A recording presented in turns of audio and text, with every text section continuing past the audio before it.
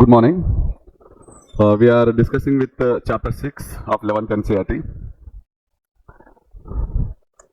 Chapter 6 of 11th NCERT, that is employment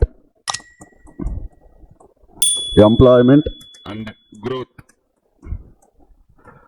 So the topic of discussion for today is regarding employment. Okay. So last class we have already seen who are workers, whom we called as workers. Okay. So we will proceed with the same topic with a detailed discussion. So we need to understand who is a worker. Pani vallane unnantam. Okay. So in any economy there are some activities. Okay. Through these activities it will generate income or contribute to GDP. So all the activities which contributes to the Indian or any nation's GDP. So GDP is nothing but money value, right? Income of A country. So A activities వల్ల ఒక దేశానికి income వస్తుందో అలాంటి activities మొత్తం economic activities అని పిలుస్తాం.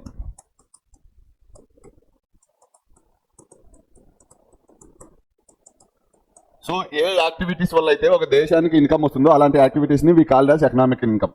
So the activities which contributes to national income such types of activities we called as economic activities. Okay. The people who work in this economic activities are called as workers. So ఎవరైతే ఈ economic యాక్టివిటీస్లో work చేస్తారో so వాళ్ళందరినీ మనం workers అని పిలుస్తాం. So ఇండైరెక్ట్గా ఏంటంటే ఎవరైతే ఈ జీడిపికి కంట్రిబ్యూట్ చేస్తారో, ఎవరైతే ఒక దేశానికి ఆర్థిక వ్యవస్థకి ఒక దేశానికి ఇన్కమ్ జనరేట్ చేస్తారో అలాంటి వాళ్ళందరినీ మనం we called as workers. Okay. Last time మనం డిస్కస్ చేసినాం. So it is the people who contributes to national GDP via economic activity we call as workers. It is a simple definition for the workers. So what I mean by economic activity, what are the categories, how many types of economic activity we have, that we need to understand. So economic activity is nothing but ఏదైనా ఒక పనిని that contributes to GDP we call as economic activity. For example, agriculture. So agriculture is a economic activity because agriculture is generating income for the nation. For example, manufacturing is also a economic activity because manufacturing contributes to national income. So if you take like that, we have 8 economic activities. Okay, we have 8 economic activities. Okay, I will tell you what are all those, but these 8 economic activities are classified into 3 categories, 3 sectors. These 8 categories are classified into 3 sectors. Okay, those are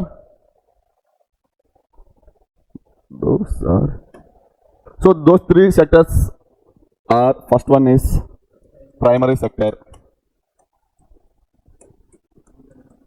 It includes what are all it includes? Agriculture and mining are we called as quarrying.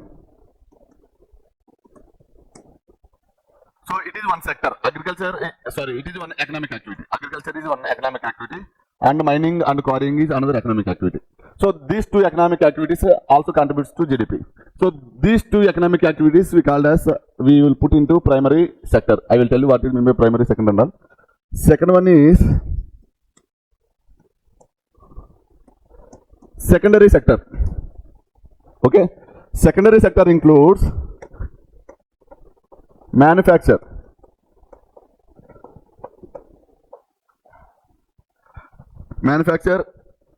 this comes under industry, construction and other like electricity, like that. Okay. And the third one is tertiary sector.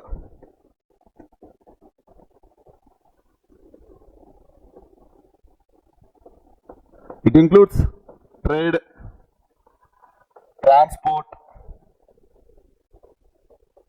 and other services like banking, something like that. See, this agriculture and mining and this manufacture, construction, electricity, trade, transport and other services, all these are different kinds of economic activity. So all this agriculture also contributes to GDP, mining contributes to GDP, manufacture also contribute to GDP, construction contribute to GDP, electricity contribute to GDP, and trade, transport and services also contribute to GDP. So these activities we call as economic activity. So the activities which contributes to the national GDP is called as economic activities. Okay. The people who will work in this economic activity, we call as workers. For example, the people who are working in agriculture, the people who are working in mining and manufacture, construction, electricity, trade, all this, the people who are working in all this economic activity, we call as workers. Clear? Right? So now you can clearly define in your own words who are workers. Okay, the workers are the people who are working in these economic activities to generate the GDP. So indirectly, workers are GDP contributors. It is a final takeaway. Workers are GDP contributors. Got it? Now, since we mentioned primary sector, secondary sector and tertiary sector, we will see in detail what you mean by primary, what you mean by secondary and what you mean by tertiary. Primary, the term mentions primary, right? Primary means first. Okay? These are the activities and this is the sector which produces goods and services in the first say. Indirectly, it don't require any additional raw materials or any additional materials to produce these goods. Okay. To better understand, let's take an example of manufacturing a car. For manufacturing a car, you require equipments, every equipments. For that equipments, you require minerals. With minerals only you can. Okay, for a better understanding, take cement industry. Okay, cement industry will come under manufacturing, right? Manufacturing the cement. So for producing cement, you want gypsum. Okay, you want sand. So without these things, you cannot generate a cement. So it requires the raw materials and things like that. Okay, so without this raw materials, you cannot produce a product. But in primary sector, you don't require any raw material. The primary sector products itself will become a raw material for another sector. అర్థమైందా? So primary సెక్టర్లో ఉన్న ప్రొడక్ట్స్కి వేరే products ఒక దాన్ని ఏమంటారు raw material లాగా అవసరం లేదు. ఇందులో ప్రొడ్యూస్ చేసిన ప్రొడక్ట్స్ని మనం రా మెటీరియల్గా వేరే సెక్టర్స్ వాడుకోవచ్చు. సో అలాగా first time so without independently production చేసే ఆ ప్రొడక్ట్స్ని మనం ప్రైమరీ సెక్టర్ అని పిలుస్తాం. For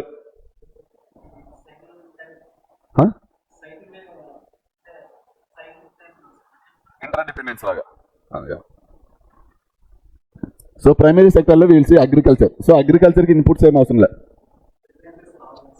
so those cannot be called as raw materials.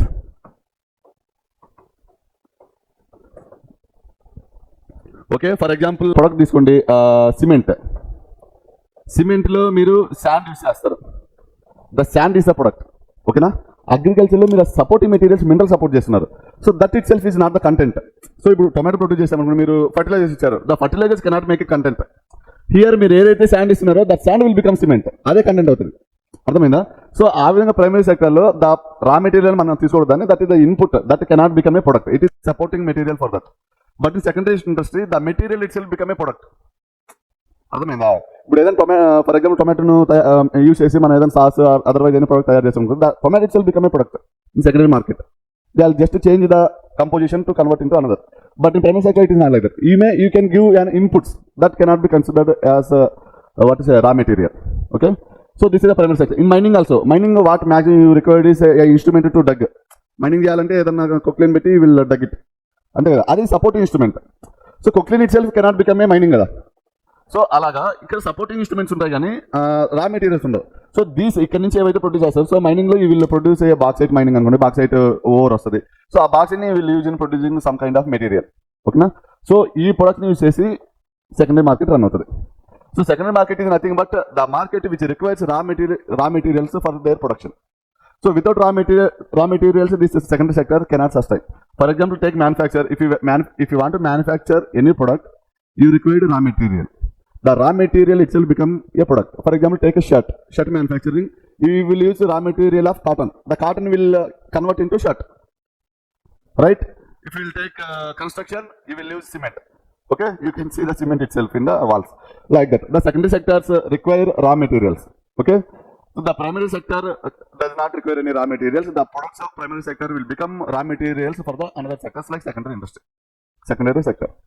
So this is the difference. Tertiary sector is nothing but the invisible sector, that is tertiary sector, to be called as services. Okay, ఇక్కడ మీకు tangible అంటే మీరు touch చేయగలుగుతారు. Tangible products అంటే మీరు చూడగలుగుతారు ఆ ప్రొడక్ట్ని. For example కుర్చీ అనుకోండి, కుర్చీ కూడా మ్యానుఫ్యాక్చర్ సెకండ్ ఇండస్ట్రీ నుంచి మ్యానుఫ్యాక్చర్ చేయబడిన ప్రొడక్ట్. దాన్ని మీరు టచ్ చేయగలుగుతారు, దాన్ని మీరు కళ్ళతో చూడగలుగుతారు. But tertiary sector, service sector, ఓకేనా. సో అందులో ప్రొడక్షన్ చేసే సర్వీసెస్ కానీ ప్రొడక్ట్ కానీ మీరు చూడలేరు. ఎందుకంటే ఫర్ ఎగ్జాంపుల్ బ్యాంకింగ్కి వెళ్ళామనుకోండి, సో బ్యాంకింగ్ వాళ్ళు మీకు కావాల్సిన సర్వీస్ చేస్తారు. ఫర్ ఎగ్జాంపుల్ మీరు ఏదో అకౌంట్ వర్క్ చేయలేదు, సో బ్యాంక్ వెళ్తారు, so they will solve the problem. Okay, మీకు రిజల్ట్ వచ్చింది, ఫైనల్ కావాల్సిన రిజల్ట్ వచ్చింది, but you cannot see it, you cannot touch the product, ఓకేనా. ఫర్ ఎగ్జాంపుల్ అదేవిధంగా ట్రాన్స్పోర్ట్ అనేది మీరు జస్ట్ ఒక ప్లేస్ నుంచి ఒక ప్లేస్కి వెళ్తారు. It is the bus will become manufacture product, but transport అనేది it is not manufacture product. Transport అనేది జస్ట్ జర్నీ, ఓకేనా. సో దానివల్ల కూడా మనకు జీడిపి అనేది పెరుగుతుంది. It is also contribute to GDP. Trade వల్ల కూడా జీడిపి పెరుగుతుంది. Services are nothing but you cannot see it, but it is very important for employment generation and contribution to GDP. So we put them in the tertiary sector. Tertiary sector is nothing but service sector. Okay, you cannot see it visibly and you cannot touch it visibly. Such sectors we call it tertiary sectors, and we also sometimes mention as invisible sector because we cannot see it. So these are the sectors that were mentioned. Okay, that are important.